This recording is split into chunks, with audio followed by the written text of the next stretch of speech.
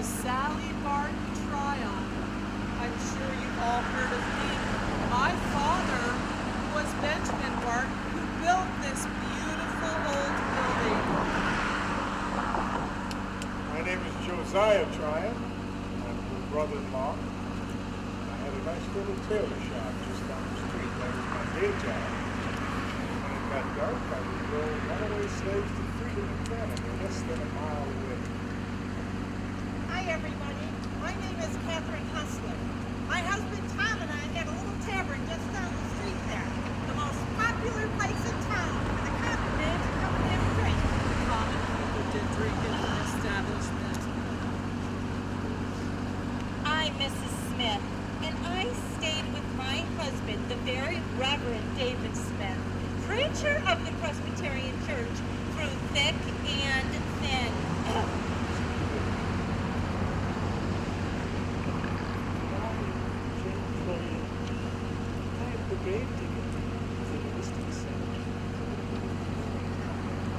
My name is Charlotte McConnell. My siblings and I live in Lewiston near the Plains of Memphis.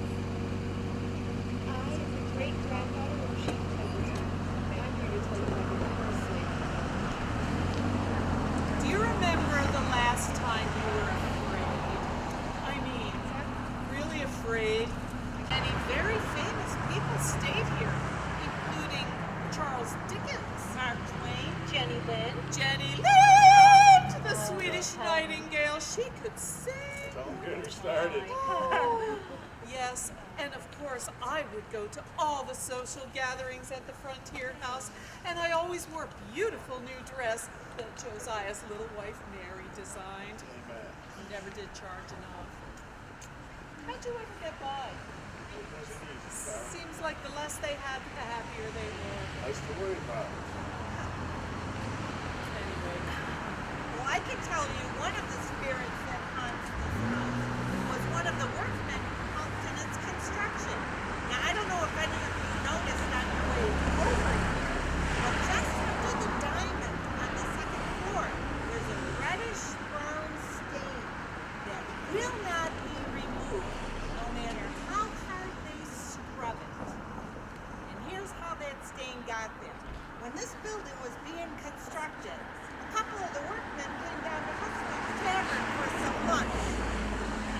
Liquid lunch. Ha! And when they got back, one fool dared the other one to walk just across the very edge of the roof. And that fool fell to his death.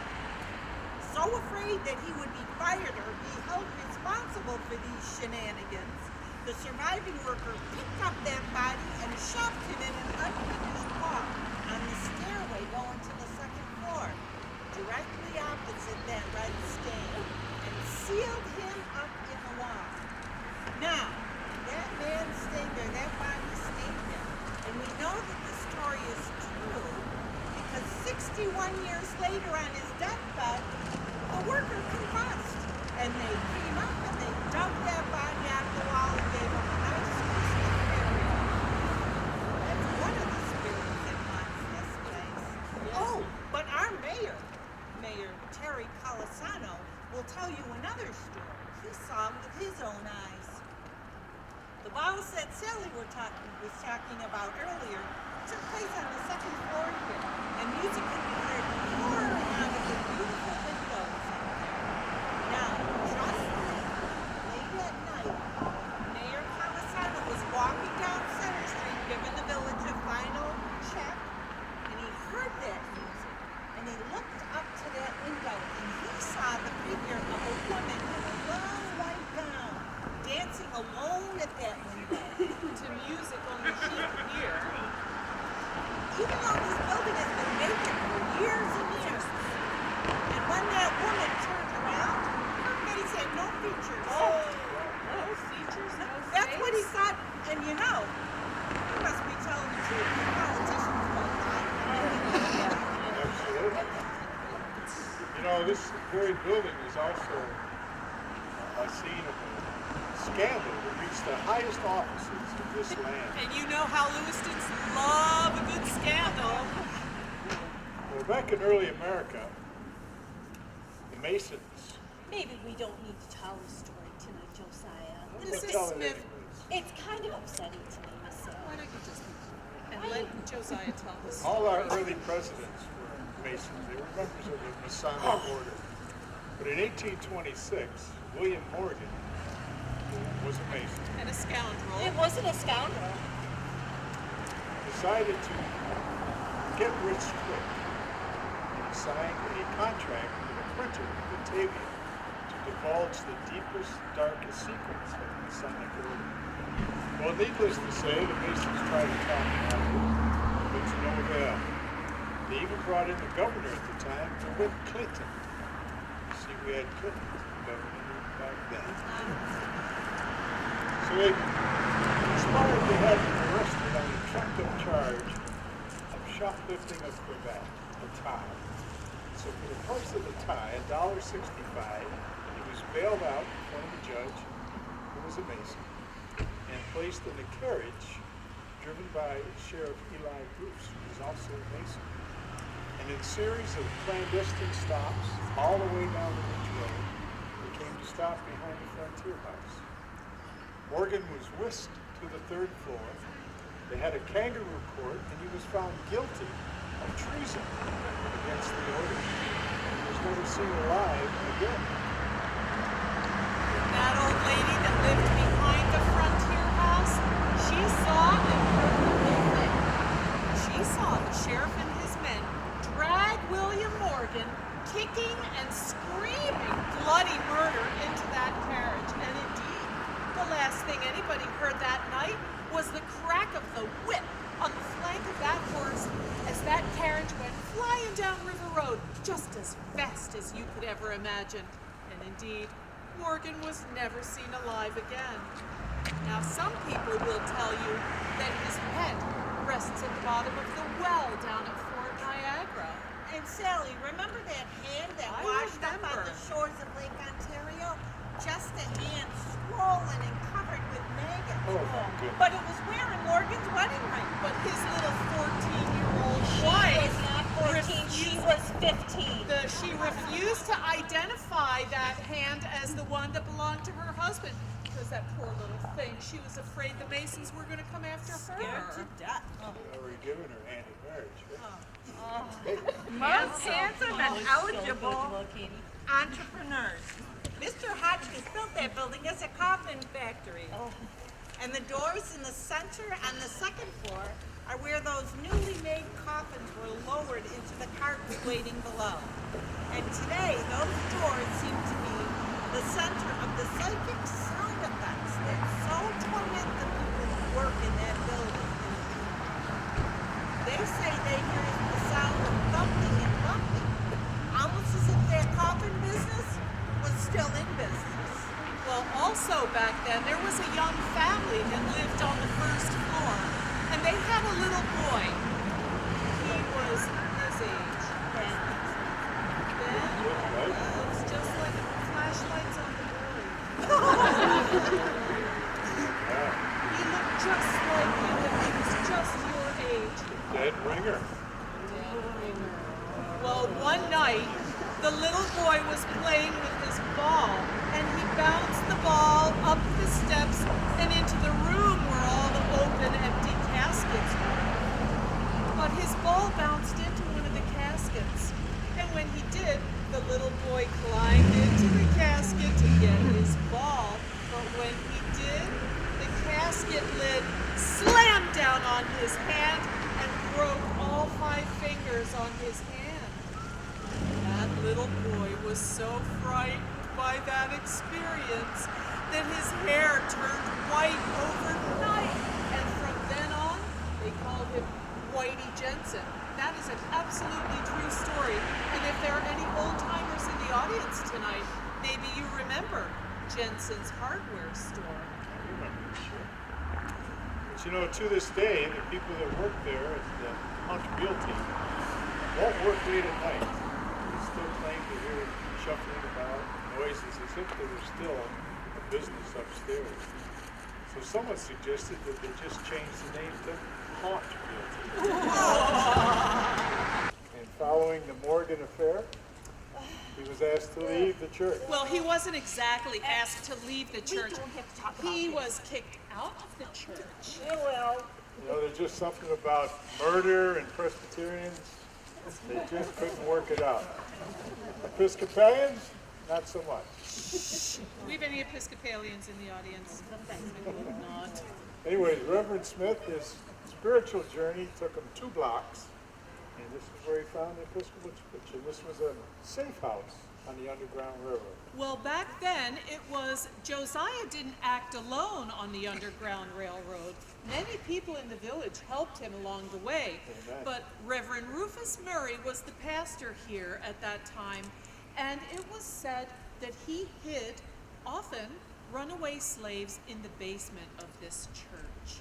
But oftentimes, if a runaway slave had traveled miles and miles and weeks and months and finally made it to Lewiston, by the time they got here, they were so sick and so tired that sometimes they died. Well, it was against the law to harbor a runaway slave, and everybody knew it. So when a slave died, Reverend Rufus Murray would bury the body right here in this side yard of the church. He always had to do it in secret, though. Well, my name is Mrs. Smith, and I was married to the very Reverend David Smith, preacher of the Presbyterian Church, just right around the corner. Believe me, it wasn't easy being married to a man who was considered to be so close to God. But every Sunday morning, I sat in the first pew. Well, people came from all over these parts to hear his sermons. They were chock full of good advice for living a moral life with just enough hint of spice to keep folks like you from nodding off in the pews. Against my wishes, my husband was a Mason. And the only thing that William Morgan ever wanted to do was to expose the dangers of Masonry to good folks like you. That evening, I overheard my husband and his Masonic brethren. They were filled with hatred and drunk. They said that William Morgan's body had drifted below the murky waters of Lake Ontario, aided by the weight of a rock, and then his throat was slit from ear to ear, and then his tongue was ripped out by its roots. Masonic necktie was the expression. And our friends can go on the interweb and They have to giggle it, right? yes, because that is Phase true. two. Phase two. It's on the phase 2. Right. Well, I could not believe my ears. A proper Masonic punishment, they said. Well, the next day, a body washed up on the shores of the lake, wearing the same clothes that William Morgan had on the night that he disappeared, and double rows of teeth on the top and the bottom, just like William Morgan. Oh, yes. Well, no one ever really knew what happened, but those Presbyterians were so quick to judge my husband, they kicked him out of the church. And you know what he did? He walked around the corner and started this church. And he kept serving up those sermons, but the ghost of William Morgan haunted my husband the rest of his life. He was a little mixed up in the mind, if you know what I mean. But he kept serving up those sermons, you know, the ones that were so good for your soul with all that good advice. Well, Who wrote them, Mrs. Smith? Her secret comes out. Oh, I wrote every single one of those sermons. Do you have any secrets you'd like to tell us, Miss Sally? I don't, Mrs. Smith. Well, I'd like to tell you about a gentleman by the name of James Going. Going, gone.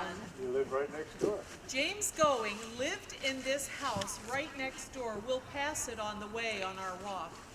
Now, James Going was a religious fanatic.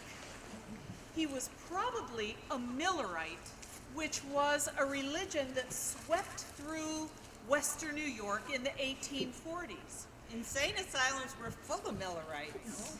More out than in, though, if you know what I mean. Well, James Going believed that God would tell him exactly when the world was going to end. And he believed this so much that he would stand on his rooftop and he would hurl fire and brimstone to anybody who happened to be passing by. He'd stand up there and shout, "Repent, you sinners! The world is coming to an end. On October 24th, 1842, the world will end. So repent, repent, repent!" And he'd stand up there shouting all day long, all night too sometimes. He believed this religion so much that he even took all of the furniture out of his house and placed it on the street because he did not want to be burdened with earthly possessions when God came to call him home. I gotta tell you, some of that furniture found its way in some of the nicer homes in Don't the you village. dare That cherry table that you Cherry took. table still at Barton Hill. It was just a little table. It was a beautiful table. Oh, be quiet, Mrs. Smith. I guess the word free had as much magic back then as it does Why, today. thank you for sharing that, Josiah. How Sure. kind of you. Sure, Sal. Well, needless to say, James was finally called home. It wasn't on the precise day and time that he had predicted, but there was a problem. Back in our day, there were no funeral homes. When a family member died, he was simply placed in the parlor, which is the way we had the name funeral parlors. And family members and neighbors would come and pay their respects. The Goings had given all their furniture away. So they had to go across the street to the Wilsons. They borrowed 2 chairs, and you put a door between them, and that's where James was viewed. Now, I've never been able to verify this story, but I'm going to share it with you anyways. James's family thought he might be possessed, the way he was acting and carrying on. So they hired an exorcist, but the exorcism failed. And they refused to pay him. You know what happened? James was repossessed. Standing in front of that home would be 2 entryways. One on the right led to the offices of Dr. Thomas Kerr, who was this area's first family physician. He had a cure for everything. He did. He worked very closely with the medicine men up on the Tuscarora Reservation. He had gardens all the way around his home. He just grew the finest herbs. And he always used the freshest goose grease in his mustard plasters. And he had a special cure for fevers, He right? did. He believed that if you chopped up fresh onions and put them in the socks of whoever had the fever, that the onions would draw the fever out of the body through the feet. Makes sense. It worked every time, but the children had a funny saying back then. Well, they did. They said that Dr. Kerr got things backwards because your feet would smell and your nose would run. Yeah, there we go. That's it out. Well, in the early 1800s, about the time Mary Shelley started writing Frankenstein, scientists really did begin to experiment with electricity. It was called galvanism, and it was touted as the current cure for everything from Did she just say current cure? Was it met with a lot of resistance? Oh, you're shocking me. Shocking. Well, it was hailed as the most up-to-date treatment for everything from psychosis to paralysis. But many of those early scientists were sadistic and depraved individuals who had no trouble slipping a few dollars to Mr. Royale for him to give them a freshly buried corpse. Practice on. Or cutting down one of Judge Sherborne Piper's convicts at the village gallows in the cemetery. But every cloud has a silver lining, and many of those early experiments led to today's cardiopulmonary resuscitation techniques using defibrillators. Wow, that's a mouthful. I'll say. You know, back in our day, there weren't really any standards for practicing medicine. If you had a pair of pliers, you call yourself a dentist. But there were doctors that would hone their surgical skills on a cadaver or a freshly cut corpse. And when they were done, they would simply put the skeletons in their closets. That's where we get the expression. Do you have any skeletons in your closet? The more skeletons they had, the better surgeons they were, actually. Hey, do you have any skeletons in your closet, I got a Joseph? couple. We still got some meat on it. Well, I think you're all dying to go to the cemetery, so follow us. Suddenly, there was a clap of thunder off the hill. Wow. Covered. And the cloud passed.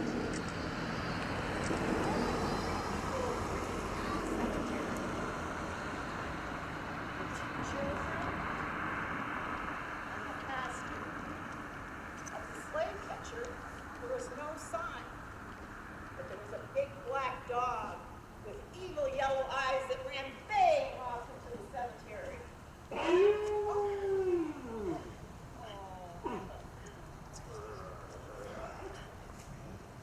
Dick Nebbit, do not mock the black dog. There are people in this village this very day who have seen that hound of hell crossing the road on which you stand. He's still looking for his lost soul. Make sure the one he finds this night is not yours. My name is Charlotte McConnell. I see dead people. Sometimes I see my dead brothers and sisters as if they were right next to me. But no one ever believes me. Emma and James died of the cholera. Emma got so sick that she choked on a phlegm she couldn't swallow. Georgie turned blue one winter as he froze to death in his crib. And poor baby Mary, she looked like a skeleton out of a nightmare. Dr. Kerr couldn't help any of them. They all died before they were 1 year old. Mama says I have imaginary foot, but what does she know? She's insane. When the moon is full, she goes out to the boneyard and visits their graves. She looks like a witch out there talking to her dead children. And as for Papa, why, he sits in his rocking chair all day, rocking back and forth, singing lullabies to his dead babies. Hush, little baby, don't say a word. Papa's gonna buy you a mockingbird. Death and madness is all that's left of my family, except for me. Lucky me. Emma! James! Come out, wherever you are! Hush, hush, sweet Charlotte, Charlotte.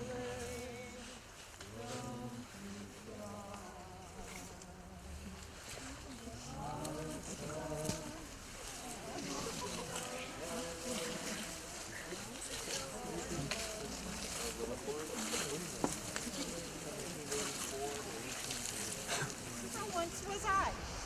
As I am now, you soon will be. Prepare for death and follow me. But someone later wrote, to follow her, I'm not content until I know which way she went. Now, wait. Oh, James Royale wants to say something. okay.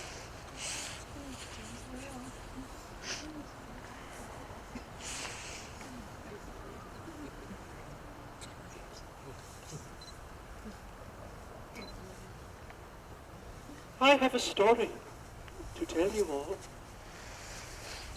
The speaker is dead. There was a merchant named Art Gray in Lockport. who sent his servant named Bedloe to the marketplace to buy some provision. And in a little while, the servant came back, white and trembling, and said, Master, just now, when I was in the marketplace, I was jostled by a man in the crowd.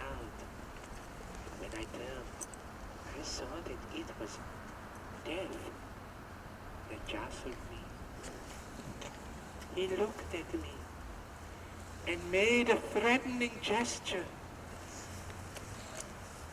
Now lend me your horse, and I will ride away from this town. I will go to Lewiston, and there Death will not find me. The servant lent him his horse, and he mounted it, and he dug his spurs and springs, and as fast as the horse could gallop, he went. Then the merchant went into the town, and saw me standing in the crowd in the marketplace. And he approached me and said, Why did you make a threatening gesture towards my servant when you saw him this morning? This was not a threatening gesture, I said. It was only a start of surprise.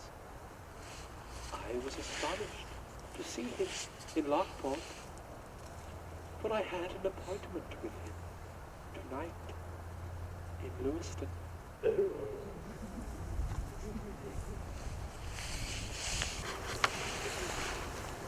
Your history goes back to the dates on these tombstones. My people's history goes back more than 10,000 years. It's fitting that the land is now a graveyard. My great-grandfather was the Honorable Chief Pendleton. He viewed the land as sacred. The great falls thundered over the escarpment, and the sky was darkened by flocks of birds. The fish in the river were so big, it took 2 strong men to carry just one. But everything changed when the white settlers came to Lewiston. We were pushed onto reservations and distrusted, despite the fact that we saved so many people in the War of 1812. You know, one day, my brother was attacked by 2 local bullies. Grandfather, of course, came down and rescued him. It was Grandfather's curse. And the curse will only be lifted when Mother Earth becomes sacred again.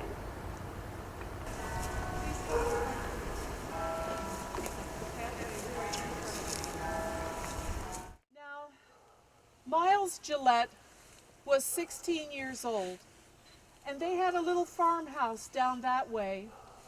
And Mr. Gillette was already on the street fighting the British and the Indians that were accompanying the British. Now, Miles was home with his mother, and he wanted to be out with the men fighting. So he said goodbye to his mother. He grabbed his musket and his ammunition pouch, and he ran into the village to see if he could find his father. But he couldn't see him anywhere because everything was on fire. There was fire and smoke and people screaming and laying on the ground. It was horrible. Well, he took his gun and he closed his eyes and he shot into the crowd and he hit an Indian chief right in the gut. The chief fell on the ground, and the braves that were with him, they looked at their chief, and then they looked at Miles with hatred in their eyes. And they went to that boy, and they grabbed him by the hair, and they yanked his head back, and then they took their knife, and they scalped him right across the top of his head. And they took his scalp, and they left that poor boy to die on the street. And he did. And this happened right in front of the barber shop.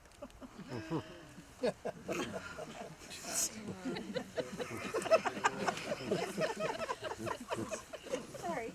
Well, it was awful. And so many people died that night. The people went away, and little by little they came back to Lewiston, and they started to rebuild the village, and wasn't long after that that you could hear music and laughter coming out of the taverns again. But Lewiston was never the same after the War of 1812. The buildings were easy to replace, but the broken families, never. The proper ladies and gents of Lewiston. Folks were uncomfortable around me. No. Either overly friendly or avoided me altogether. My job was important though, and somebody had to do it.